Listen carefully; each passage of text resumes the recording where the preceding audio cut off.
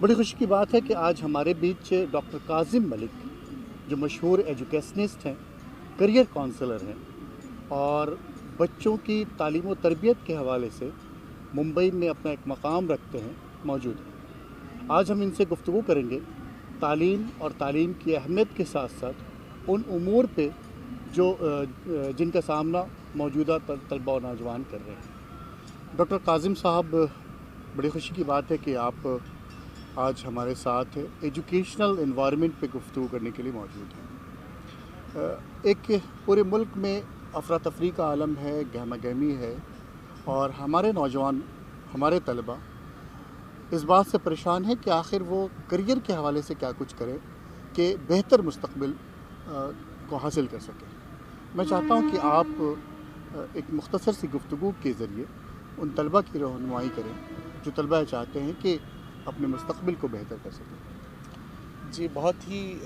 नाजुक मसले पर आपने बात छेड़ी है और सारे मुल्क के जो हालात है इसमें बहुत ही ज़रूरी है कि हम तलबा और नौजवानों को ये बताएं कि उन्हें किस करियर का इंतखाब करना है।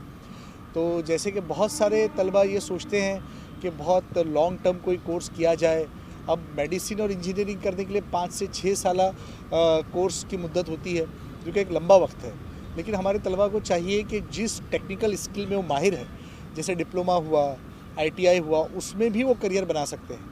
अब आप देखें कि वोकेशनल इंस्टीट्यूट का जहाँ तक ताल्लुक़ है, हमारे करीब में चीन इतना बड़ा मुल्क है जहाँ तकरीबन 5 से 6 हज़ार वोकेशनल इंस्टीट्यूट मौजूद है। लेकिन हमारे मुल्क में कोई एक भी यूनिवर्सिटी ऐसी नहीं जो सिर्फ वोकेशनल गाइडेंस के लिए बच्चों को तैयार करती हो। इस वजह से होता यह है कि फॉर्मल एजुकेशन सिस्टम की वजह से बच्चे ड्रॉप आउट हो जाते हैं। हमारे तलबा और नौजवान को चाहिए कि वो जिस किसी भी शोबे में करियर बनाना चाहे, पहले से उसके बारे में तैयारी करें, उसका एक बजट बनाए और कलील वक्फे में किस तरीके से उस शोबे में करियर किया जा सकता है इसकी मालूमात हासिल करें। जितने भी उस कोर्स को करने के बाद जो नौकरियां हैं, जो आसामियां हैं, उन अफराद से मिले कि कहाँ कहाँ पर नौकरियां मौजूद है, कहाँ कहाँ पर ऐसे लोग हैं, कहाँ कहाँ पर अपॉर्चुनिटीज़ है। अब तो दुनिया स्किल की बात करती है। यहाँ तक कि न्यू एजुकेशन पॉलिसी ने भी ये कहा है कि अगर बच्चे में तालीम के साथ स्किल होगी तभी उसको जॉब के मौके मिल पाएंगे। और जैसे कि बहुत मशहूर एक कंपनी है ऑक्सफॉर्म, जिसने एक सर्वे किया है और ये बताया है कि तकरीबन 69% जो इंजीनियरिंग ग्रेजुएट्स है वो अनएम्प्लॉयड है। इसकी बड़ी वजह यह है कि उन्होंने स्किल डेवलपमेंट में काम नहीं किया। उनकी अंग्रेज़ी अच्छी नहीं है, उनका इंटरव्यू देने का सलीका उनको नहीं आ रहा है, या जो कोर्स उन्होंने किया है उसमें उनको महारत हासिल नहीं है। तो ये बहुत ज़रूरी है कि जिस जॉब के लिए आप जाते हैं उसके लिए जो ज़रूरी इक़दामात है वो आप उठाएं। पहले तो अपनी अंग्रेज़ी को दुरुस्त करें, दूसरे ये कि अपने इंटरव्यू के सिस्टम को करें कि इंटरव्यू किस तरीके से दिया जाता है उसकी ट्रेनिंग हासिल करें। और तीसरे, अगर आप इंजीनियर है, आपने मैनेजर का कोर्स किया है, आपने MBA किया है, आपने आर्किटेक्चर किया है, तो उस शोबे की पूरी मालूमात हासिल करें और उसके बेहतरीन अफराद से जाके मुलाकात करें कि अब इस शोबे में आने वाले दिनों में किस तरीके की सलाहियतें दरकार है। उन सलाहियतों को इख्तियार करके फिर जब आप करियर का इंतखाब करेंगे तो आपके लिए एक बहुत ही वसी समंदर होगा। और जैसे कि हम जानते हैं कि कोरोना के बाद बहुत सारी नौकरियां ख़त्म हुई है, बहुत सारे नए करियर का आगाज़ हुआ है। तो फार्मेसी एक बहुत बड़ा करियर है जिसमें बच्चों के लिए बहुत सारे मौके हैं। मेल नर्सिंग में बहुत सारे करियर मौके हैं हमारे मुल्क में और बैरून मुल्क में। इसी तरीके से फिज़ियोथेरेपी में काफ़ी मौके हैं। इसी तरीके से आप देखें कि वैक्सीन मेकिंग में, यानी कि बायोकेमिस्ट्री में, बायोटेक्नोलॉजी में और केमिकल टेक्नोलॉजी में, फार्माकोग्नोसी, ये ऐसे शोबे जात है जिसमें आने वाले 10 सालों में कोरोना और इस तरीके की बीमारियों के चलते बहुत सारी करियर अपॉर्चुनिटीज़ आने वाली है। मुंबई जैसे शहर में करियर काउंसलिंग की एक कोशिश होती है और इसके मौके भी हैं। बहुत सारे करियर काउंसलर्स हैं। छोटे छोटे दूसरे शहरों में इसकी बहुत ज़्यादा कोशिश भी नहीं होती और वहाँ पे करियर काउंसलर्स भी नहीं हैं। आखिर इस गैप को हम किस तरह से फुलफ़िल कर सकते हैं? इस गैप को पूरा करने के लिए कोशिश ये होना चाहिए कि हर स्कूल में एक करियर काउंसलर मौजूद हो, जो कि गवर्नमेंट के नॉर्म्स में है कि हर एडेड स्कूल में एक करियर काउंसलर की मौजूदगी लाजमी है। लेकिन अब पिछले 2-3 सालों से ऐसा हुआ है कि जो करियर मास्टर का कोर्स था गवर्नमेंट ऑफ महाराष्ट्र का, वो कुछ वजूहात की बिना पर बंद हो गया है। अब हमारे जो बड़े अदारे हैं मिल्लत के, उन्हें चाहिए कि वो अपने असातिज़ा और अपनी स्कूलों में कम से कम एक करियर काउंसलर पैदा करें, तो पूरा स्टेट हम कवर करेंगे और 2 या 3 सालों में एक स्कूल में एक करियर काउंसलर हम दे पाएंगे, ताकि छोटे गांव से, छोटे शहरों से बड़े शहरों की तरफ बच्चे काउंसलिंग के लिए ना आए, वही उनकी ज़रूरत पूरी हो। लेकिन ये चीज़ कैसी होती है कि बड़े शहरों में चूँकि बच्चों का हुजूम होता है, मार्केट फोर्सेस काम करते हैं, तो हमारे पास काम बहुत आता है। हम चाहते हैं कि अगर हमें मौका मिले और हमारे मिली अदारे अगर मौका दे, तो ऐसे असातिज़ा की फ़ौज हम तैयार करें जो करियर काउंसलिंग में अपनी महारत पैदा करें, नए कोर्सेज़ खुद भी सीखें। और जैसे इग्नो है, जैसे जामिया मिल्लिया है, जैसे अलीगढ़ मुस्लिम यूनिवर्सिटी है, इनके पास साइकोलॉजिकल काउंसलिंग, एजुकेशन काउंसलिंग के एक साल के करस्पॉन्डेंस और डिस्टेंस एजुकेशन पे कोर्सेज मौजूद हैं। उनको भी वो अवेल करें और उनके ज़रिए अपनी महारत में इजाफा करें और बच्चों को गाइड करें। बड़े शहरों में एप्टीट्यूड टेस्ट हुआ करता है, उसकी फ़ीस भी होती है और पेरेंट्स भी चाहते हैं कि हमारे बच्चों का एप्टीट्यूड टेस्ट हो जाए, लेकिन छोटे शहरों में अभी ये रुझान नहीं पनपा है और इस रुझान की तरफ बहुत ज़्यादा लोग राग़िब नहीं हुए। तो आखिर मैं चाहता हूँ कि एप्टीट्यूड टेस्ट का कितना असर होता है किसी भी बच्चे के ऊपर। ये बहुत ही अच्छा सवाल आपने किया है कि एप्टीट्यूड टेस्ट दरअसल एक शीट होती है जिससे बच्चे का रुझान, उसका एप्टीट्यूड, उसका इंटरेस्ट, उसकी पर्सनैलिटी, उसका बिहेवियर, ये सारी चीज़ें पता चलती हैं। और एप्टीट्यूड टेस्ट बिल्कुल एक मेडिकल टेस्ट की तरह है। जिस तरीके से मेडिकल टेस्ट करके आप हीमोग्लोबिन, आरबीसीज, प्लेटलेट काउंट, ये सारी चीज़ें पता करते हैं, उसी तरीके से सारे साइकोलॉजिकल पैरामीटर हम एप्टीट्यूड टेस्ट के ज़रिए पता करते हैं।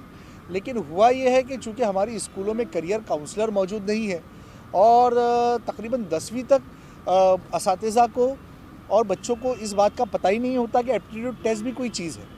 हत्ता कि सीबीएसई बोर्ड में, आईबी बोर्ड में, आईसीएसई बोर्ड में काउंसलर होते हैं जो एप्टीट्यूड टेस्ट करते हैं, लेकिन महाराष्ट्र गवर्नमेंट के और इंडियन गवर्नमेंट के मंजूर शुदा जो टेस्ट है, जो तकरीबन 1960 और 1970 से चले आ रहे हैं, उनका म्यार बहुत ऊंचा है। वो पेपर पेंसिल टेस्ट है।